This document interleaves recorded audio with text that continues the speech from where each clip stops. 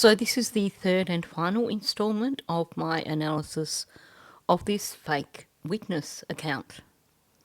I just want to share a few brilliant comments that have been made in the past couple of videos. I think my favourite was that you could drive a handy bus through the holes in this story. And then there was the somewhat logical statement that if I saw a creep with an alien in his brain, I'd pay attention and keep my distance. Now, before I do launch into this video, I do want to say a thank you to those people who have given me additional support through paid Patreon membership, through Buy Me a Coffee, through Super Thanks. It's very, very much appreciated right now. And I might as well share this here because I'm not sure who I've shared this with in the background. So for those of you who are in the know, this is no surprise, but my little girl Amira, my chihuahua, I had concerns over her health. She went and saw the vet last week and was booked for another visit today. They've done every test imaginable at a whopping great cost of $900 to me. But she has got a clean bill of health. It's something that we have to monitor over the next month or so. So for those of you in the know, Amira has got a clean bill of health at this point in time. Her mummy is stone broke, but at least I have the comfort of knowing that she's healthy and perhaps just in need of fewer treats and no longer allowed to finish the pup's food when he's had enough. So anyway, let's get back to talking about this video. Now, so many people have commented in the first two videos that they do believe it sounds like Logan. And I've only listened to one interview with her. And I did a comparison the other day before I started on these videos. And while I couldn't rule it out as being Logan, I also wasn't 100% certain because of different audio quality. However, I did start collecting clips of statements made by both individuals, and given that I'm not the only one who's thinking it, when I finish working on this video, I'm actually going to go and do a proper analysis, a proper comparison. So not just listening to the voices, but also looking at how the audio comes up in terms of visually on the screen. Because I did actually do a comparison with one word, just out of interest, before I got onto these videos, and the audio pattern was identical.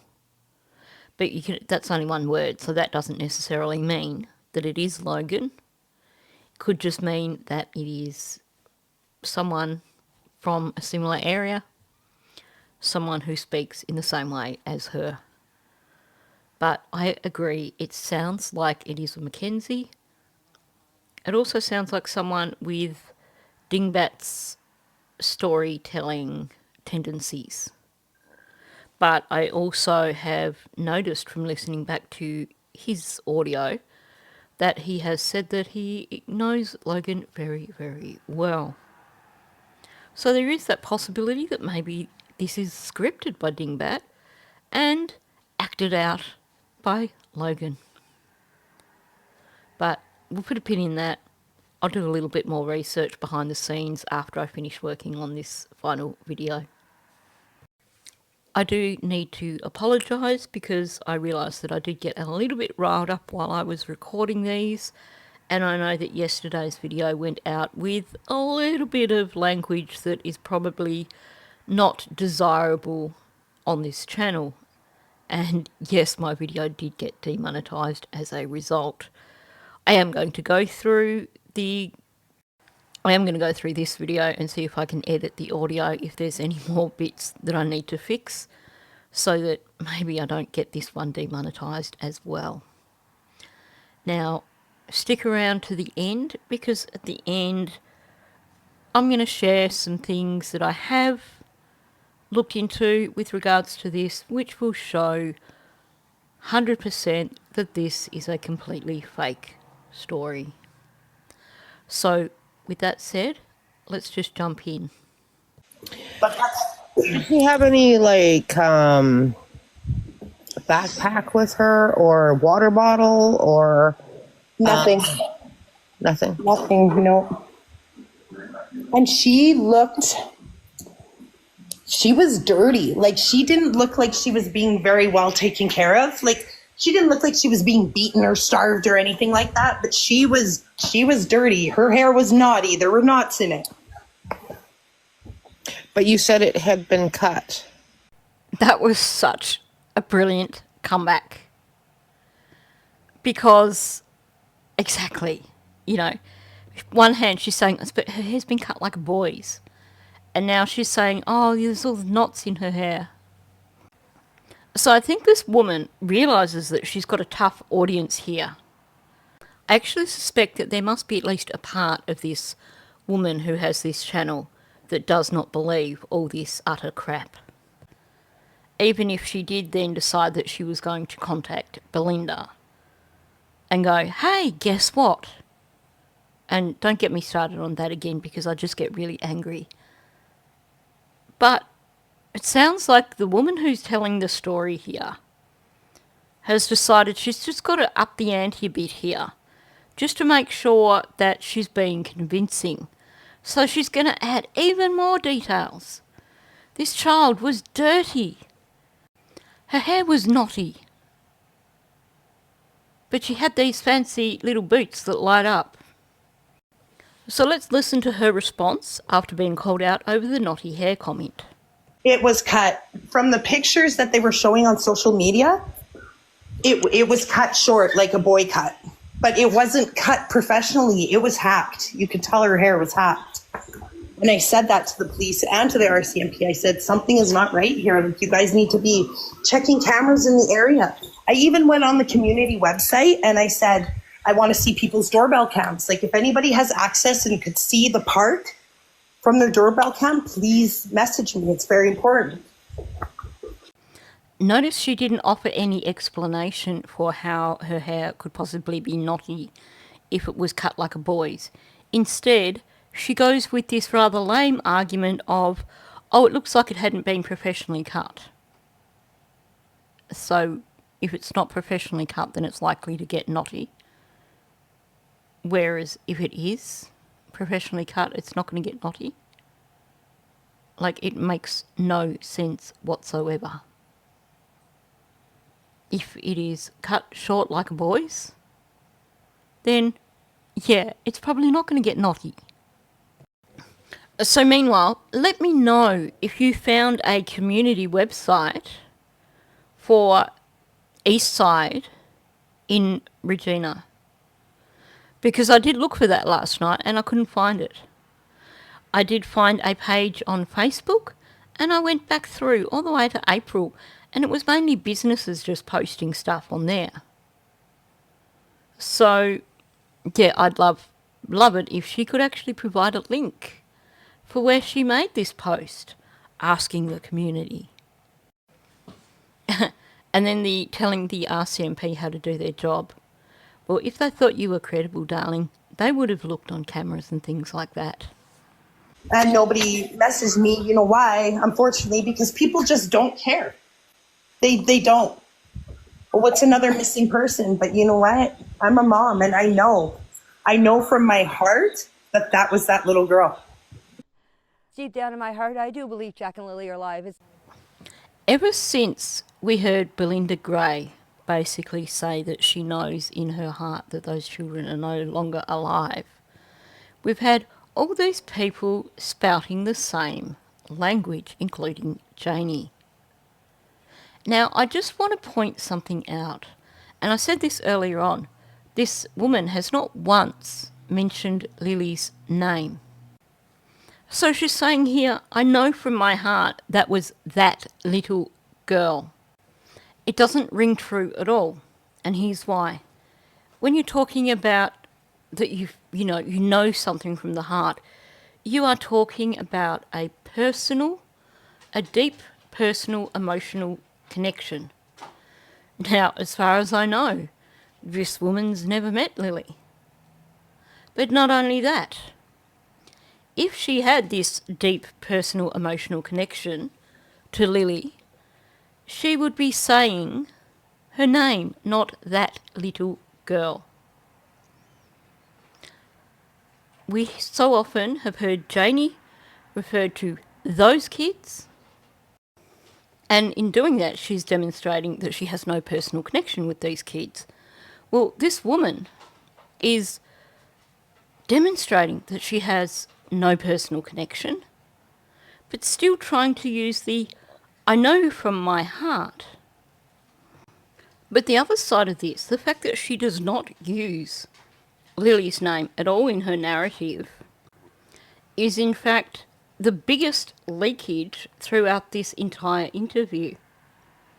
She is telling us, simply through the fact of referring to her as that little girl, or the little girl, or whatever, like not referring to her as Lily, she is telling us that in her mind, this child, whether fictitious or real, is not Lily. If this event had truly occurred, and she honestly believed that she had seen Lily Sullivan, then you would hear her referring to her by her name. But instead, throughout this entire thing, she is showing you that separation, because this is a fictitious child. This is not Lily. So this is that little girl. Note also that this is after she has been reminded by the interviewer that she had claimed that this little girl had been made to look like a boy, and yet she's still reverting back to referring to her as a little girl. Mm-hmm. I've never been so sure about something in my life. Yeah. That's really only a step away from believe me. It's basically saying, I know I'm 100% right, so you have to believe me, because I am completely 100% certain. It is persuasive language. And basically, what I'm getting here is a sense that this woman feels that the person who's listening to her is really not buying her story. So she's having to step it up. She's never been so sure of anything in her entire life.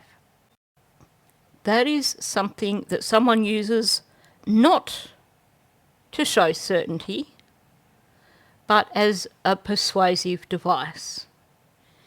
It is them pulling it out to persuade you to believe them. Because in their mind, if they can tell you that they're so certain, you have to believe them. It's so sad. So sad.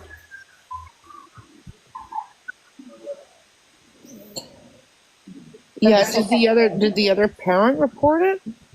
I'm not sure if she did. Like it wasn't really brought up again. Like I've posted it all over social media. Like I've like all these reports that come up and missing kids in Canada. And I have said where she has been seen. I said, this child was seen in Regina, Saskatchewan, like 100%. And I'm either blocked off of the webpage or whoever's chat it is, or why didn't you report it? Blah, blah, blah. I'm like, it was reported. It was reported to RCMP here and in Regina and in Nova Scotia. It is Gabrielle. Yeah. Like, it's crazy. So she's been asked if this other mother had reported it. And she's a bit hesitant. She doesn't know how to answer it. And she says, it wasn't really brought up again. And I'm going to come back to that in just a moment. Because then she goes on with this claim that she's been all over social media reporting it and saying that this child was 100% seen in this location. Again, still not using her name. And then she's grasping at things, you know, all these places, missing kids in Canada. Now, let me know if you can find a web page or a Facebook group that is called Missing Kids in Canada or Missing Children in Canada. One where, if it's a web page, obviously one where people can make comments, because I couldn't find it. But again, we get the persuasive language. 100% she was seen here. You have to believe me because it's 100%. It's definite. Right. And then now she's claiming that she's posted on all these social media sites, but she was blocked by everyone. Or people attacked her and asked her, why didn't you report it? Now, here's a thought. I think most of you, like me, probably follow a few Facebook groups, just in case there's any news that comes up that way. And a large number of the people in those Facebook groups are Canadians, meaning that they follow other Canadian social media. And yet, not once since those children have been missing has someone reposted from another page or reposted a link to a website somewhere saying, look, here's a reported sighting. Not once. You would think if this woman has been all over social media like she claims, that it certainly would have leaked into one of the Facebook pages at the very least. She claims to have been on Chelsea Gray's Jack and Lily Facebook group. Well, for starters, that is a newer group that wasn't around back in May when she's claiming that she saw these children. But regardless of that, wouldn't you think that if you were going to be posting this all over social media and you're following it all over social media, that you would look for the Facebook pages that are frequented by family members if this was a real sighting, and you would therefore post it there so that they could see it. But that hasn't happened. But you know, the whole thing has got that little bit of added in plausible deniability, saying that people blocked her. So, no, of course you're not going to see any of these posts that I claim to have done, because people blocked me for making these posts. Have you seen some of the ridiculous crap that gets posted on Facebook? Why would she be blocked, given a lot of the other things that are posted that are far more ridiculous? There is no digital trail of this woman posting anything anywhere. Okay, so now I'm going to take a step backwards. So I was just explaining how she was deflecting after being asked if the other mother had reported this sighting. And this woman wasn't sure what to do with that, so she deflected with, you know, it wasn't brought up again, and then continued to deflect. Let's change the topic a little bit and try and hope that you forget that you asked me about this other woman. And she's deflecting by talking about all these social media sites that blocked her. So, like I said, I was going to come back to that other mother and her saying, well, it didn't come up again. You're kidding me, right?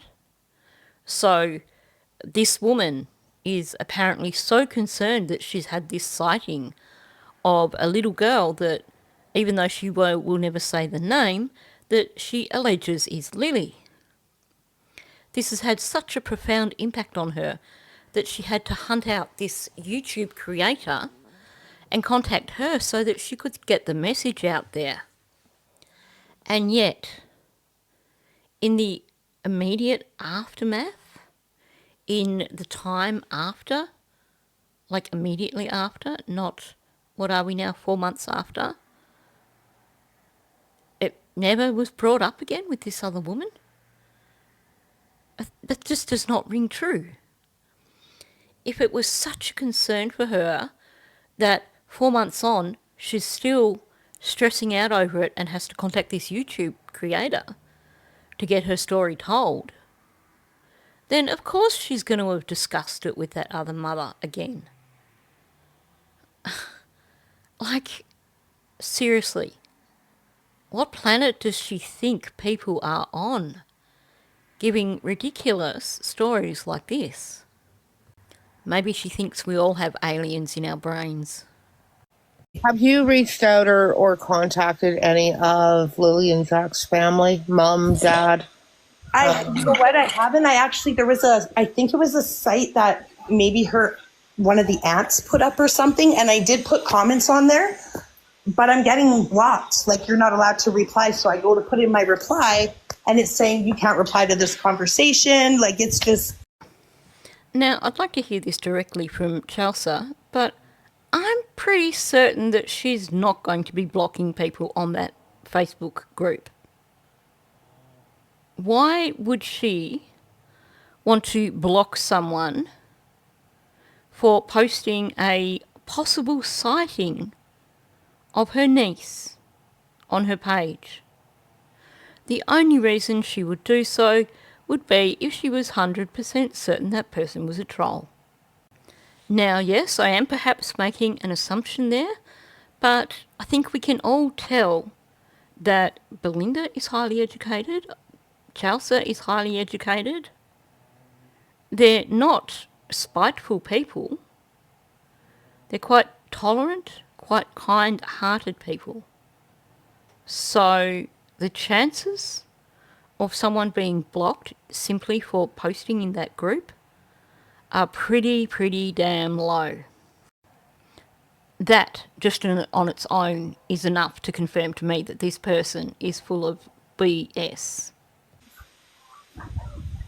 Okay. I'm not trying to stir up shit. I would love for these kids to be brought home. Like, it's sad. And where's the little boy? Where's he at?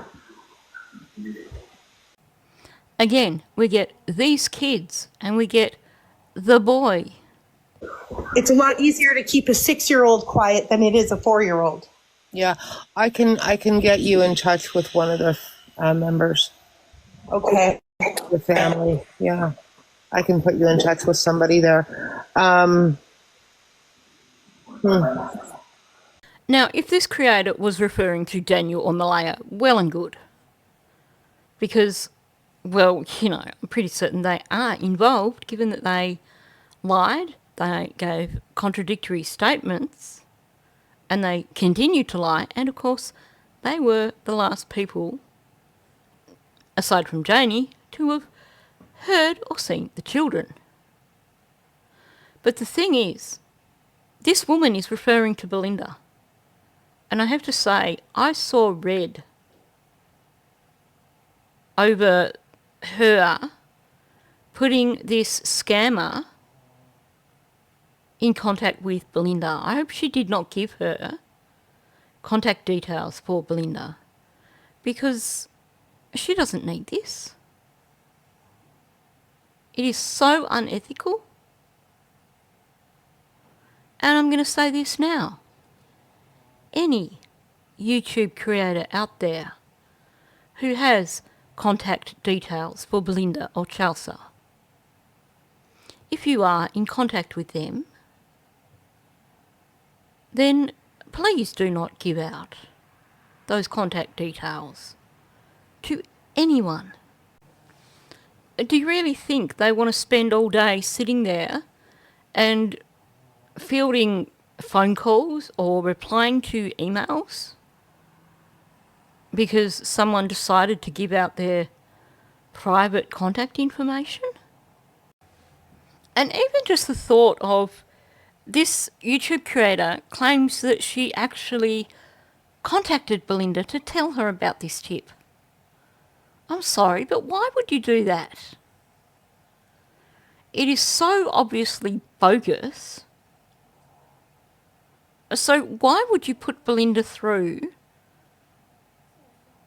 Why would you put her through this? Give her a bit of false hope that, oh, well, maybe someone's got Lily over on the other side of the country. I really question what goes through some people's heads sometimes. Sorry, had to have a little rant there. Let's continue. It's very sad. I can't believe I came across this page because I'm like, who can I contact? And it's just months have gone by, right? And I'm like, well, I don't know. Let me see. Belinda and Chelsea are all over Facebook. You could have sent one of them a private message. Daniel was all over Facebook. You could have sent him a private message. But that's not what you wanted to do, was it? You wanted to make sure that you got it out there on YouTube so that you could push the narrative. Whether it was just to get your 15 minutes of fame or whether it was because you are connected to the Martel family. You didn't want to do it privately. You wanted to make sure that you got a huge audience for doing so. And lucky for you, you found a YouTube creator who considered the clicks and views to be far more important than putting out factual information. I'm sorry, but I have been simmering over this for a number of days now. like once, unfortunately going west in Canada, like it's been so long now, like as soon as they get to that Vancouver area, you know, I don't even want to think about it because it's not the world that we grew up in, that's for sure. So this person claims that she has 3 children, 4, 6 and 8. We have this picture on the right hand side which I guess is supposed to be her, but as you can see it's very heavily filtered. It could be anyone. And she just said to the content creator, it's not the world that we grew up in, that's for sure. Now, I'm sorry, I'm not going to guess too much with regards to the content creator's age, but I'm going to say that she's definitely over 50. So unless this woman who's talking to her is blind, I find it interesting that she considers herself to have grown up in the same world as this content creator who is probably 20 years or so older than her if she has these young children. Now listening to her, yes, she could pass as someone who is, you know, that age where they have 3 children under the age of 10. But now she's saying it's not the world that we grew up in. She's putting herself in the same generation as the content creator. Has she just given herself away as actually being older than what she sounds?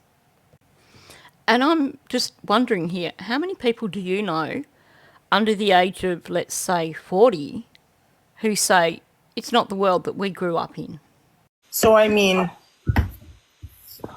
there should have been something done about this. Did you get a sense that they were traveling, or did you get a sense that they were living there, or?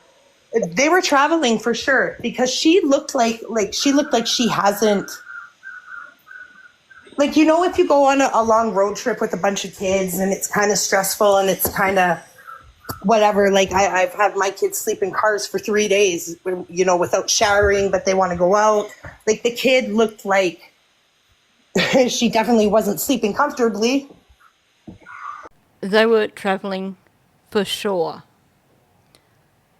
based on the child being in dirty clothes. And now you're saying she wasn't sleeping comfortably. Well, maybe she just came from a very poor family. And note, she doesn't give any reference here to the guy that suggests that maybe he's rough and ready because he's travelling. It's just talking about the kid here. And let's apply a little bit of logic here. 4,000 kilometres sounds like a long distance to travel. And maybe you would think, yes, maybe it would take 2 weeks. But if you've abducted a child and you are therefore trying to travel across the country with that child, you're not going to stay in any one location for long. Meaning that you're not going to have really, really long breaks through the day where you go and look at a museum and go and play on the swings at the local park and go and have lunch in a bakery with 50 other people. No, you're going to hit the road and you're going to make tracks. Now, several years back, I did a road trip pretty much right up the east coast of Australia, or at least almost to Queensland, not quite. But my niece was in a stage show and I wanted to be back for that. But I didn't want to leave Port Macquarie too soon, because if you've ever been to Port Macquarie, it is one of the most beautiful holiday places to go to. It's right up in the, well, not right up in the north, but it's in the northern part of New South Wales. It is probably about 1,200 kilometres to get back to Bendigo from there. And I left it till the last minute. I did it in basically 2 days, so roughly 600 kilometres a day. And that was taking breaks because I was travelling with my dogs. I would expect someone, if they had abducted a child, to be travelling at least at that rate, if not covering more kilometres each day. Meaning that 4,000 kilometres probably could have been done in a week. Maybe 8 days tops. You know, she's giving this impression that they were only there for 1 day and they took off pretty soon and were gone pretty quickly. And yet she's basically also at the same time suggesting that in 2 weeks they've only covered 4,000 kilometres. I don't know what she's referring to in terms of Toronto, so I can't comment on that. But again, this whole certainty that they were travelling, for sure, based on this child having a dirty appearance. Now, I would expect if this was legitimate, then this person would be questioning themselves. They wouldn't be really pushing the narrative here. They wouldn't be using all this persuasive language. Instead, they would be, well, you know, it's possible that. I could be wrong. Because nobody could be 100% certain of something like this.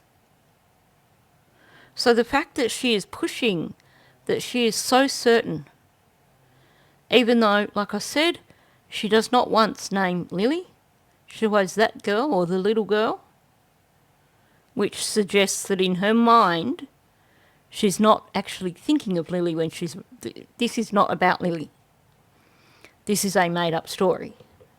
But by pushing that she is 100% certain, everything about this, she's so certain, to me that says that she is being overly persuasive here. She's essentially overselling her story. Did you see anybody else in this vehicle? There was nobody else, just her and him.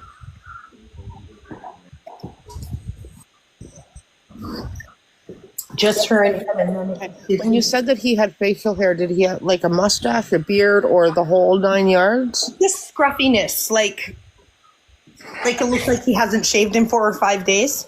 Mm-hmm. And he was a ginger. And he didn't speak. He didn't say anything. But he was a big guy. Like he was a big guy. So he was a tall mute giant. Now, it's interesting, she must have been like parked right behind his van to be able to walk past it and be totally clear that there was nobody else in that van. And yet she didn't get any plates. For sure, big guy. Like I'm 5'8", and he was probably 6'2", 6'3", and like solid. Like he wasn't fat, but he was a big dude. And what color was the vehicle? It was one of those handy buses, like that would go around and pick up people with wheelchairs and stuff. Note here that she doesn't actually answer the question. She simply repeats that it was one of those handy buses. This is a classic stalling tactic when someone has been asked a question that they've not prepared for. Which was also very strange. I'm like, why is he driving a handy bus with a 6-year-old child? Again, why not? I'm pretty sure there's no laws about who is allowed to be a passenger in a handy bus. Like I said, this could have been a guy who was working, had to pick up his daughter from school, took her to the park for a while because he had time. This could be a social worker connected to Children's Protective Services who may be taking this child to the park to remove them from some sort of situation where CPS are dealing with a parent. I mean, if we follow that logic. Now, when I was a teenager, my mother used to run yearly camps for disabled adults. So it was a chance for them to get away for a week and just do a bunch of activities, just chill out and enjoy a bit of beach time. And I used to go every time. And aside from having ADHD, I don't have any other disabilities. So should I have not gone? Should I have not travelled in her car at the same time as the lady with spina bifida who used to come to the camp every year? Because she had a wheelchair. So maybe I shouldn't have been travelling in the car at the same time as somebody who travelled with a wheelchair. Or is maybe there some sort of law in Canada where able-bodied people and children aren't allowed to use the same sort of transport as people who are in wheelchairs? Did the handy bus have any kind of company name on it or anything like that? Any markings or any kind of logos on it? I didn't pay attention. I just saw that. I looked at it like, why are they driving a handy bus? Like, it just didn't make sense. None of it made sense. And then I came home and I was putting 2 and 2 together. And that's when I'm like, I got to call the cops. I got to call the I guess my question to you is, what about it made you think it was a handy bus? Oh, it was clearly a handy bus. You could see it. Like he was parked right in front of the park. So here's where she's really starting to flounder. So she's been asked if it had a company name or markings or logos, and she's saying, I didn't pay any attention. And so then the natural follow-up to that is, well, what about it made you think it was a handy bus then? You know, what was the identifying feature that made you look at it and go, that is a handy bus? And her response is, it was clearly a handy bus. You could see it. It was parked right in front of the park. Well, now that's a complete contradiction to saying I didn't pay attention. It was parked right in front of the park. It was clearly a handy bus. but you didn't pay attention. And she still hasn't answered the question in terms of what specifically made her believe it was a handy bus. Okay, I'm going to give a little clue to those of you who followed the Kylie Rodney case with me. And what I'm going to say is think back to that very first call-in that Megan Cole did with Icked Mel when she was talking, and then she kept apparently dropping out and having to ring back. You may get where I'm going with this. Right on the main road, like, which is also very extremely close to the ring road, which is the ring road here is like the road that'll take you out to the Trans-Canada Highway.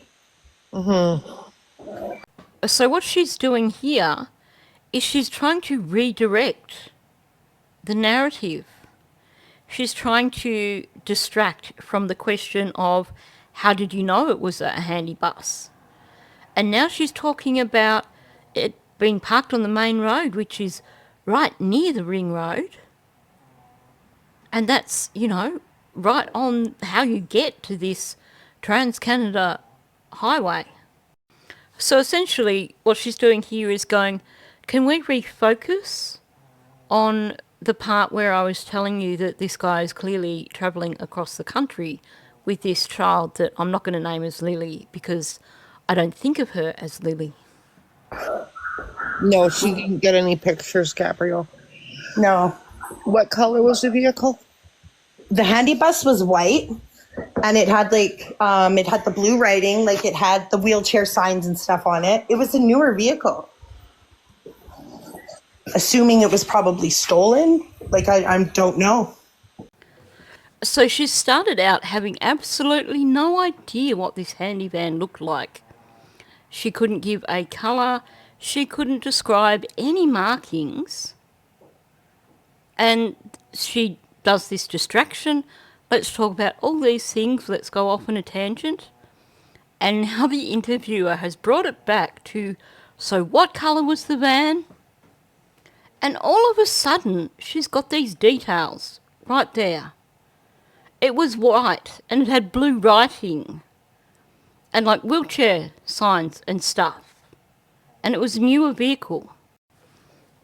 I mean, if this doesn't convince you that this woman is full of BS, I don't know what does.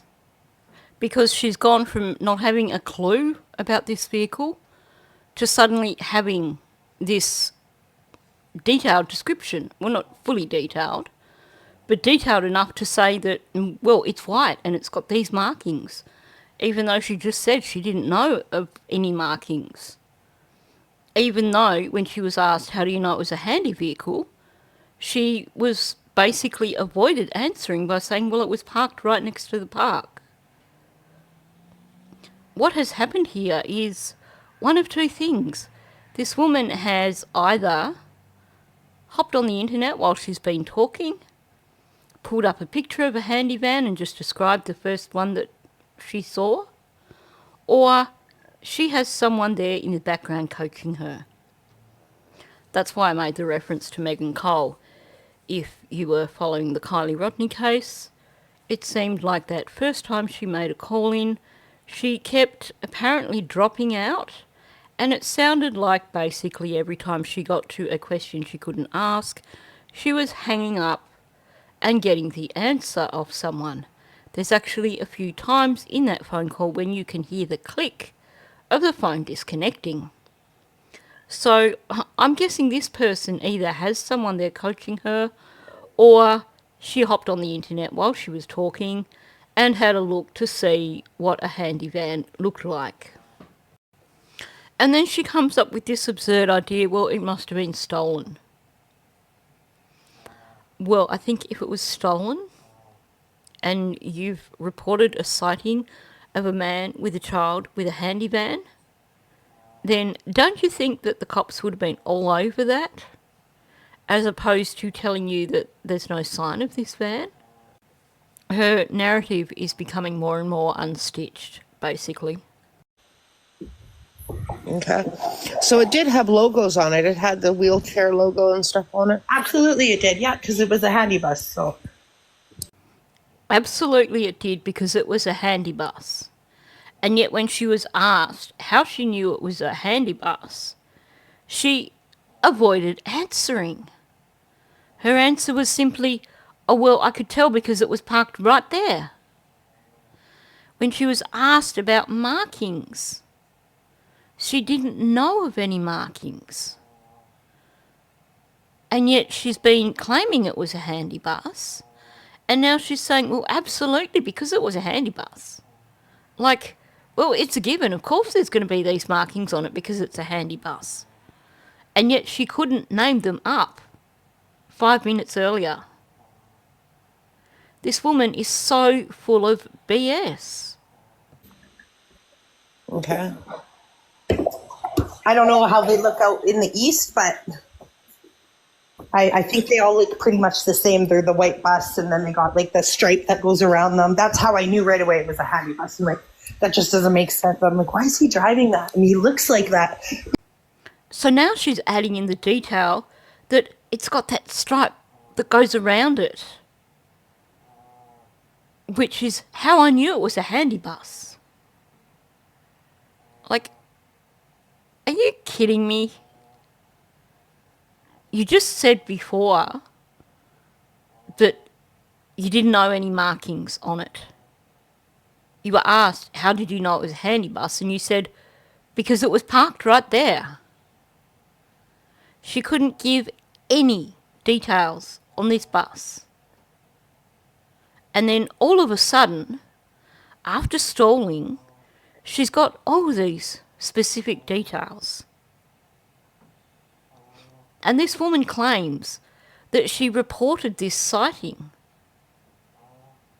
She claims that she was told that they couldn't find this handy bus anywhere, which would suggest that had she had to go through a report with an officer, then they would have asked for a description of this handy bus. So she's already gone through explaining what this bus looks like. At least once. Maybe more, because she claims that she spoke to someone who came to her house, and then she claims that this guy from the RCMP called her. And yet at first, she couldn't describe this bus. Like, complete utter BS. This woman is definitely either being coached in the background, or she searched up a picture on the internet and went, this is what it looks like.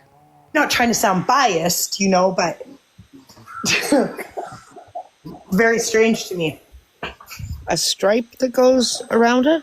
Yeah, like it's a handy bus. You know how it has like, I don't know how they look in the east, but here they're white, and then it's got like I think it's like a pinstripe around it, and then it's got on both sides, it's got the, like at the windows, the corner of the bottom windows, it's got the little wheelchair sign, and then it's got the door that comes out on the side, and then the two doors in the very back, and then it opens up like a regular kind of bus in the front.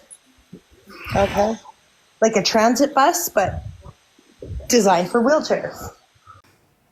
So now she can go into minute details and can describe it in very specific details, when a few minutes ago she had no idea whatsoever.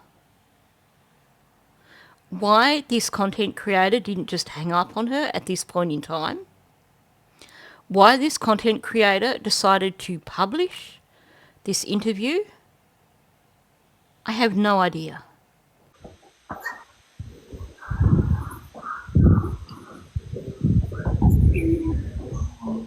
Did it say CHAD on the bus? I have no idea.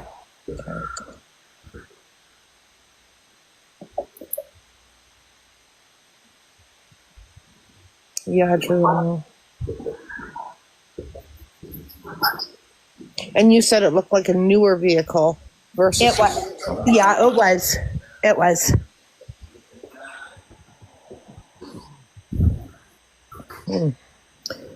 Really weird. Well, It's strange. It's strange. They didn't belong. Like it was so out of whack. The whole situation, it was just, it floored me. It still does, because I know 1,000% it was that little girl. 1,000%, right? Yeah, like Darren Geddes. Honestly, this person has got to be connected with Dingbat or the Mackenzies, or both. And again, she's 1,000% certain it's that little girl. In her head, it's not Lily.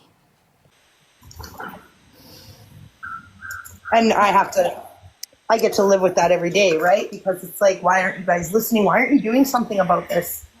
2 days later, they could have been in freaking BC by then. And then we get, I have to live with that every day. Because why didn't you guys listen? So the first part of her sentence is suggesting that she feels guilt. But the second part doesn't match up. Because she's basically saying it's their fault for not following up on it. You can't have both.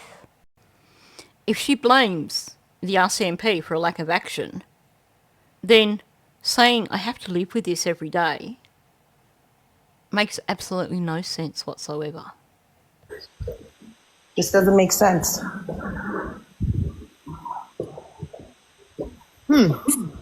Yeah.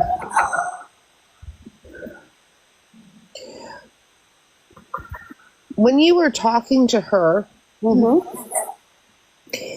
I mean, I don't even know how to describe this, but were you relating to her like she was a little boy? Was she relating to you like she was a little boy or a little girl, or was there any kind of, you know how children, there is a certain relatedness, right? Yeah, there is, but you know what? She was relayed. The way that she was speaking to me was, please, like, how do I describe this in a way that's not going to offend anybody or be like, you know what I mean? So when I'm talking to my kids, okay, say I have another neighborhood kid come to me and say, your son's been getting bullied on the school bus. And I'm like, okay, but my child that's being bullied is happening to be playing with that child that's bullying them. I'll just go and I'll be nonchalantly go up to them and go, what's going on? Are you okay? Are you having a good day? And they look at me and it's all in the eyes. Like, I don't care what age kids are. If they don't feel safe or they know they're somewhere where they shouldn't be and with somebody, they will communicate to you in a way that will not get them in trouble. Just like I said before, like her eyes explained everything, like the way that she was moving her body was so that she was still looking like she was playing and just being herself, but without him being able to read her facial expression. Because not once did she make eye contact with him. There are so many kids around there, and when there's new kids that come into the playground, little kids are little kids, right? They don't care what color you are. So the question was really simple. Essentially, the question was basically, when you were talking to her, did you think she was a boy or did you think she was a girl? Which is kind of a redundant question because right through, this woman has continually referred to this child as a she, and only once made this reference to that, she was made to look like a boy. But that's what the basic question was. Did you think she was a girl or did you think she was a boy?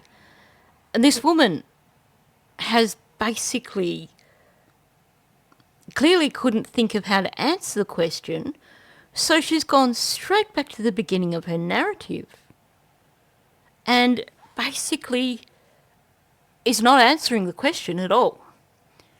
She's just retelling her narrative.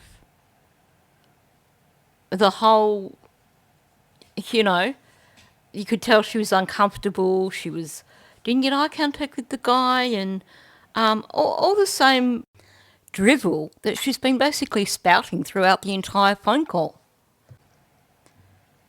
No reference whatsoever to actually any part of the question that she was just asked. But she slipped up here and she says, and when there's new kids that come into the playground, well, you said at the beginning that you don't get new kids in the playground. You know all the kids there because you know every kid in the neighbourhood. And this kid didn't belong because you hadn't seen her there before. And now you're talking about when you get new kids in the playground.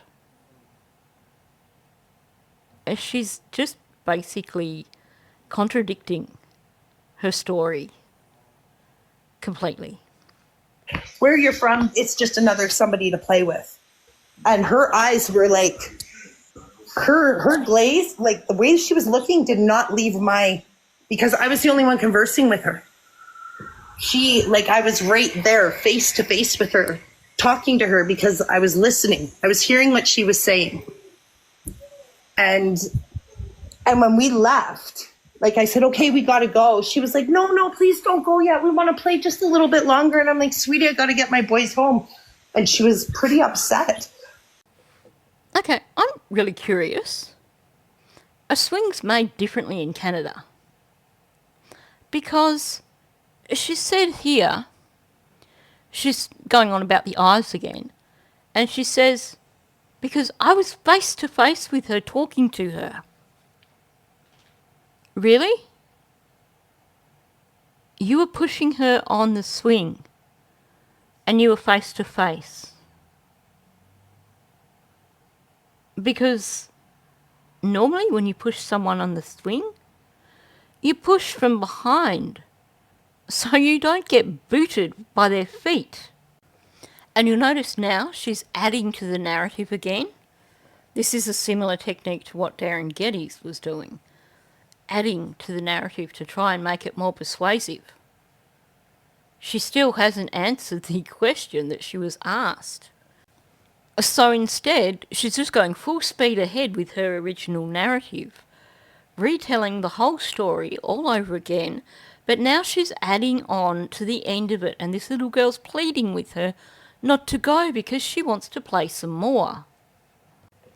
Can I just remind you yet again that, according to Janie, Lily and Jack were playing on the swings every day.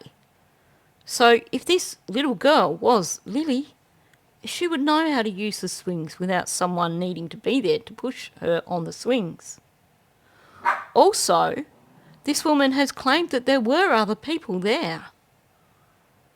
So, why would this child be overly fussed about this woman leaving with her 3 children who weren't playing with her because the 3 children were off playing soccer? Wouldn't you imagine this little girl would just go, oh, well, I'll just go find someone else to play with, or I will swing myself. She wouldn't see this person leaving as meaning that she can't play anymore, because if it was Lily, she knows how to swing herself. And if there were other children there, she would know she could play with them. And I think she actually forgot her narrative here, because when she's saying about leaving and saying that this little girl asked her not to go, she's saying the little girl said, we want to play a little longer. We want to play a little longer? Like, does this little girl have a split personality or an invisible friend? Because she's already explained that her kids were off playing soccer with their father and that she was pushing her on the swing. So how does we come into it? We want to play a little longer is what you would expect a child to be saying if she was playing with your child and you're saying, I've got to take Tommy home now. And this other child would be going, but we want to play a little bit longer. Can Tommy stay for 5 more minutes? Not a child who is on the swing with nobody else, as far as we know. Unless she had an alien in her brain also. but she wasn't crying, but she's just looking at me. When we were walking, her head was like she was watching us leave. She was going to the handy bus. He had her by the arm, and I'm talking to my kids, and I'm kind of walking backwards trying to call them, and I'm watching them leave, and then I saw them go in that handy bus, and it was just like, that was it. They were gone, right? So now, instead of throwing herself off the swings when this lady left, she first of all pleaded with this lady, please don't go, and then she was watching them leave. Now, it's curious that she's saying that she was turning around calling for her boys so she could see them getting into the van. That makes no sense because the van would have been out on the road, and if she was at the park still, her boys would have been behind her, wouldn't they? Did he ever speak to her? No. He didn't speak once. And I kind of called him out too, because I'm like, whose creep is this? Like, he just didn't belong there. It was so weird. And then when she's like, I'm here with my uncle, and she pointed to him, I'm here with my uncle, but I don't know him that well. Mm-hmm. So you can tell she's really struggling now because she's simply repeating the same thing that she has repeated several times. I think this is the third time she's referred to him as a creeper, and I've lost track of how many times she's said they don't belong. It seems like she's just not able to add any additional details. She's basically run out of creativity. Which is also very bizarre, because the resemblance in the two, I'm like, if that's your, like, no. How is that your uncle? Like, I can't see it. Like, this guy was a ghoul. I'm not joking when I say that. He looks like he was fresh out of the pen. Like, he didn't belong there. He was scary. And he was big. Like, I mean, he was scary.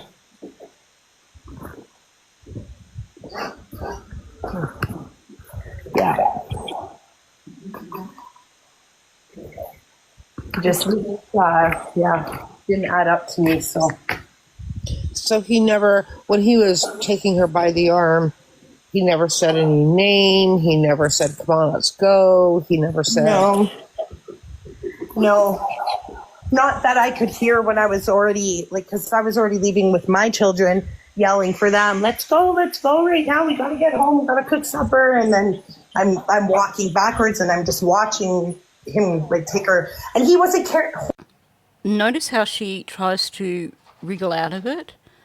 So after claiming that he didn't say a word, she's clearly realised the absurdity of it when questioned about it again, because now it's I'm not really sure because I was busy getting my kids to come and calling them, and so, maybe he did speak, but I don't want to completely throw my narrative out the window, so I'll just put this little bit of extra information in instead, so that if you think it does sound odd, then it's just not really odd. It's just me.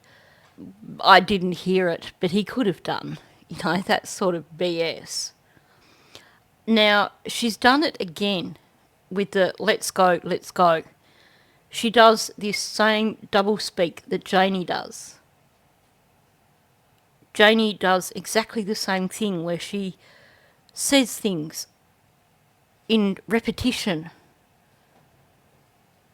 Come on, Jackie, let's go, or whatever she said there. This woman uses the same thing repeatedly, where she makes a statement and then she repeats it for emphasis. Exactly like Janie McKenzie. Oh, she left. I think I'm back. Sorry about that. It's okay.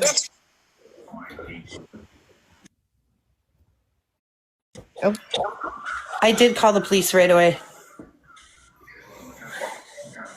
yeah. And the police took 2 days to even come here. So here she's claiming she called the police straight away. And yet at the start of the interview, she's basically saying, so what I did the next day, I showed a photo of her to my boys. And my youngest was like, yeah, that's her. That's my friend that I played with. So she was implying there that she actually rang them the following day, not straight after she got home. So, changing the story yet again. Yeah, and you were saying that then you spoke to major crimes, and you don't know who you spoke with, right? No, he just said he was major crimes, and it was a man. He's like, I'm with the major crimes unit in Nova Scotia, and I'm just following up on a phone call. You spoke to, I can't remember what he said her name was. She was an East Indian lady, the original girl that I talked to from the RCMP in Nova Scotia. And yes, the man did have hair loss a little bit on his head. Yes, he did. He was receding hairline, and it was buzzed short, a little bit shorter, but his hair was definitely red. He was a ginger for sure.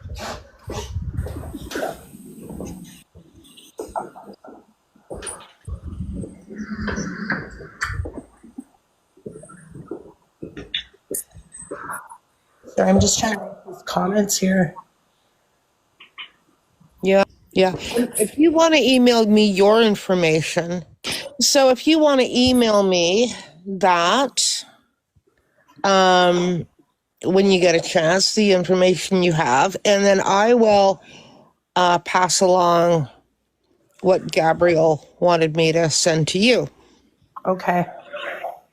How old would you say the man? The man was probably anywhere between 42 and 50 years old. Like he was in his mid 40s, early to mid 40s. Yeah. How does 42 to 50 years old equate to early to mid 40s? And why so specific on the 42? Like, I would expect to hear, probably in his 40s, maybe close to 50, somewhere between 40 and 50. Not very specific, between 42 and 50. And then early to mid 40s. Like, hello. Okay, so before we finish off, I thought I might play a little game of I Spy with you. Now, I mentioned I'm not sure if it was earlier in this video or in yesterday's video, that in fact, when you do a search for this Eastside Park, or Eastview Park, sorry, that you get two locations come up. And basically, this is in, do you call them suburbs? You don't.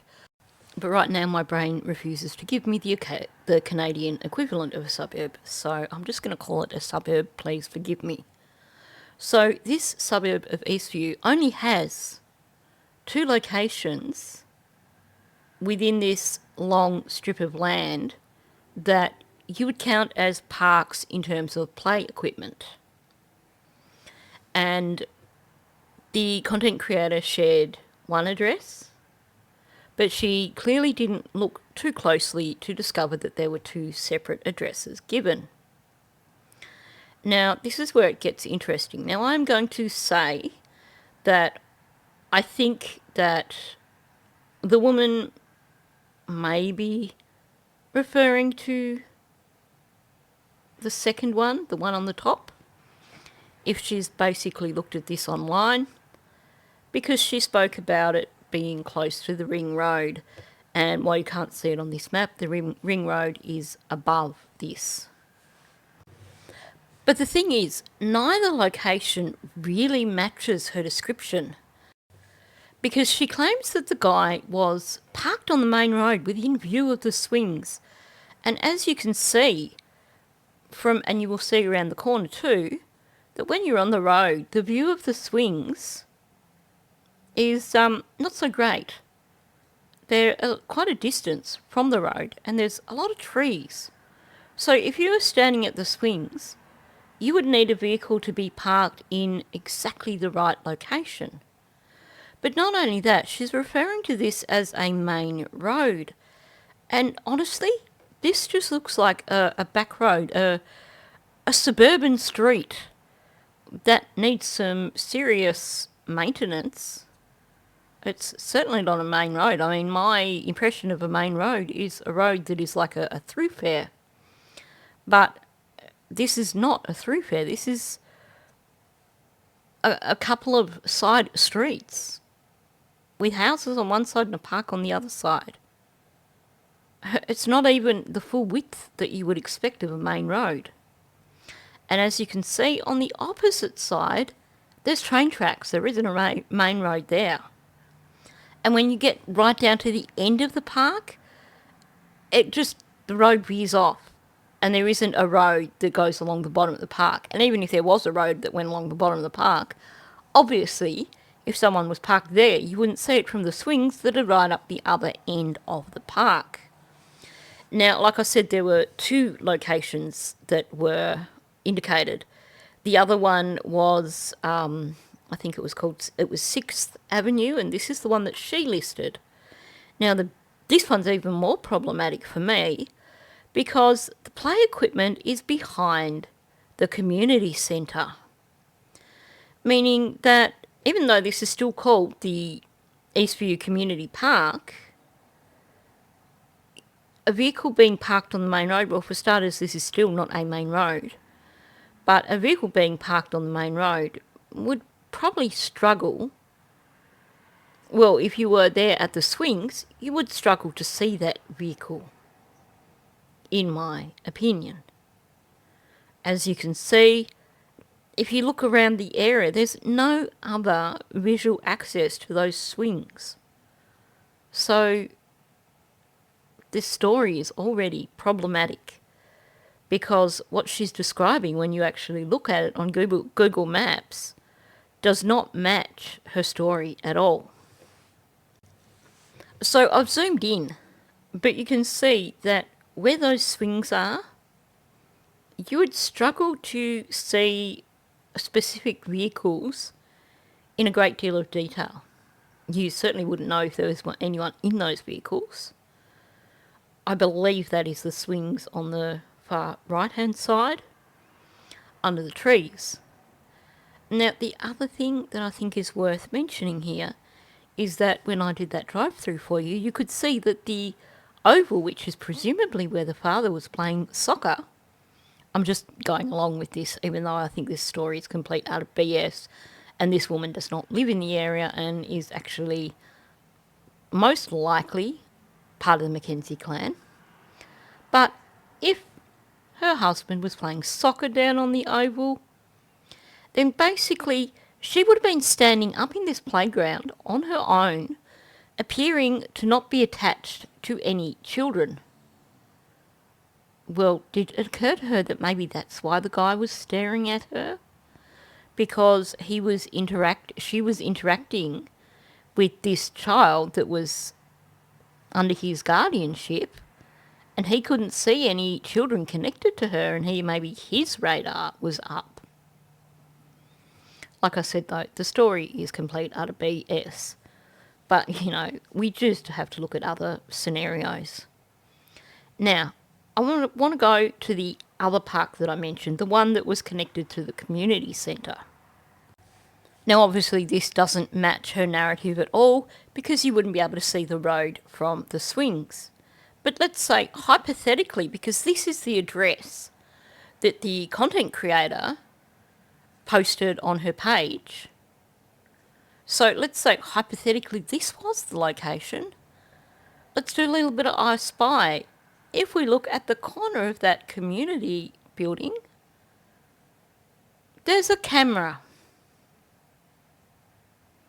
Looks like it's one of those fisheye ones that basically gets a whole 360 degrees, meaning it would almost certainly get that entire car park and the road.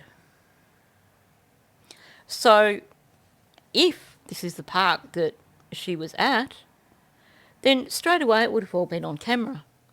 Had she reported it to RCMP or whichever organisation she claims she reported it to, they could have checked those cameras pretty damn quickly. Okay, so neither of these parks appear to match her story.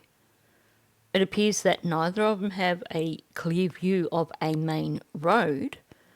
They appear to be on back streets. And the play equipment certainly doesn't appear to be in a location that would make it easy to really observe vehicles, and certainly not to be able to see that there was someone in the vehicle or not in a vehicle. But let's continue with this game of I Spy. So let's for a moment just pretend that this is a real story. Well, there's many, many businesses in the area. So I had a look at the different routes that he would need to use to hit that ring road or to hit the highway. And here's just an example of what I found. So this is a childcare place, and let's play I Spy again. As you can see, there's a camera. And yes, the camera is facing out onto the road, so any vehicles driving past would be caught on camera. As they would if he went the other way past this business. And like I said, this is just two examples of businesses in the area on the route to the ring road or to the highway. And here's the thing, it seems like this city really loves their cameras, because whichever way you go, you're going to find cameras, and it seems like you don't want to run a red light here because you're going to get caught on camera. And if by chance you're not caught on any of these cameras that are above apparently all the traffic lights in the city, then the moment you hit the highway, you're going to be caught on camera. That camera there is directly above the highway. And as you can see, that covers so many different angles. It is basically entrances and swirly bits and stuff there, which is why there are so many cameras, because they are focusing on every direction. So it took me less than 5 minutes to discover that you could not go anywhere in that city without ending up with your vehicle being on multiple cameras. A shame that the content creator who put this drivel out didn't think to do that first, but I'm guessing that she probably didn't want to, because it seems to me that it was more important to her to get the views than to actually do anything that was worthwhile for Lily and Jack. But honestly, there's no way a person could have driven through that city without their vehicle being caught on camera. So had this woman reported this sighting, had this actually occurred, then we would have actually had an Amber Alert within a few days of her reporting it, because they would have gone away, they would have checked the cameras, and even if the angle of the cameras prevented them getting plates, which it doesn't look like that would be the case because you've got those cameras directly over the traffic lights, but even if, let's say, they couldn't get a plate, well, she said there was writing on the side of the van, so it would be pretty easy to identify that van. But, no Amber Alert, no mention of look out for this van, which immediately tells us the story was complete utter BS. Now, I'm sure that the content creator who put this out probably could have done that herself and disproved this woman's claims within 5 minutes. But I really get the feeling that she didn't want to, because this was a chance to get views, clicks and views. No doubt she's looking forward now to her next payout from YouTube next month, because she got quite a lot of views on that video. Now, I've commented a few times on the lack of originality of the person who called in and made this report. So my question is, who is she trying to implicate by insisting that this guy is a ginger? Repeatedly insisting that this guy is a ginger. Now, aside from the ginger, there are other elements in the story that clearly have been inspired from things connected to this case. So the child was apparently wearing light-up dinosaur shoes because, you know, Jack likes dinosaurs, so that came to mind. They probably didn't even realise that that's what they were saying. And then let's talk about this handy van. So it seems that the inspiration for the handy van came from the same channel that this woman rang up, because about a week or maybe less than a week before this woman rang up, this channel creator posted a video, it was a short video, claiming that there was a white van that was acting suspiciously. And she actually did a YouTube short about this, saying that there was this suspicious white van in Amherst, and somehow trying to link it to the Jack and Lily case. So apparently any suspicious vehicles now anywhere within Nova Scotia, or probably anywhere within Canada, now can be linked to the Jack and Lily case, according to this creator. And this is claiming that the van was allegedly operating without its headlights and had followed two youths. The occupants are described as 4 males with dark complexion. Youths refers to teens, young adults, not little children. So even the MO doesn't match. 4 males with dark complexion? I'm guessing this was probably 4 guys being jerks trying to scare a couple of teenage girls. But somehow this creator thought it was newsworthy, thought maybe it could be connected to Jack and Lily, shared it on her channel. And then we get this kook ringing up claiming that she saw a child that she claims is Lily, even though she never once used Lily's name, and describing a white van. Although she got herself confused because at one point it was a handy van, another time it was a handy bus.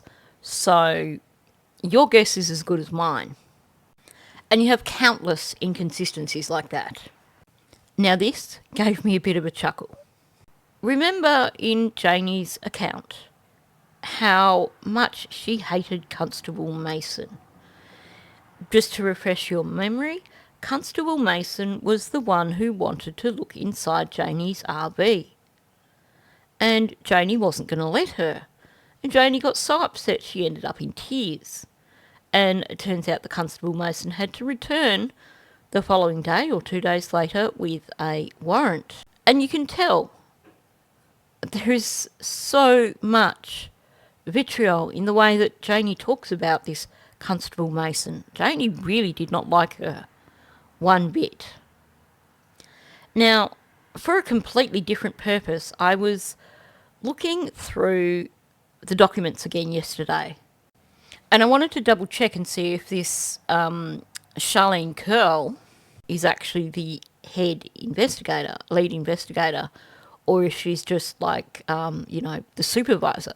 So I was looking at that, and then I went and had a look at who was listed under the Nova Scotia Major Crimes Unit and saw Constable Mason. And here's the funny thing. Her first name is Cara. And this caller claims that her first name is Cara. Coincidence? Maybe not. So I think it's pretty clear that this kook that rang up was definitely a complete utter fraud. Whether they are a Mackenzie or someone else who just wants 5 minutes of fame, that is yet to be decided. But certainly they are not legitimate.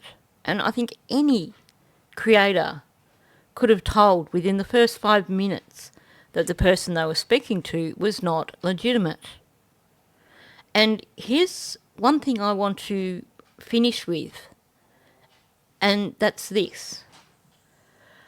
you see so often mainstream media really bashing social media in terms of YouTube creators who cover cases. We have a bad rap. You have so many law enforcement agencies that will not work with YouTube creators or social media people. And this is why. Social media could be so important in criminal cases, in missing people's cases. But when people continue to pull stunts like this and publish fake witnesses, stuff that can easily be proven wrong, then that is going to basically continue to make the rest of us look like a bunch of clowns and to just basically destroy the credibility of every person who is trying to basically use social media for a good purpose.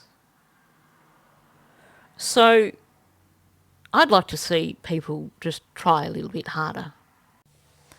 I'm in this for Jack and Lily. And if that means that I get a fraction of the views of someone who's just going to put out fake crap, then well and good. Because for me, what is important here is that we find these children and we find out what happened to these children. And we allow the people who actually care about these children to have some resolution. So I think that if people are going to put out fake content just for the sake of getting the clicks and the views and earning a bit of extra money, then I think those people need to reassess whether they really need to be on YouTube in the first place. So on that note, thanks for listening. If you are new to my channel, please subscribe. Also, please hit that like button. Let's get this video out there into the algorithm. And please leave a comment below. Thank you, and I will catch you in the next one.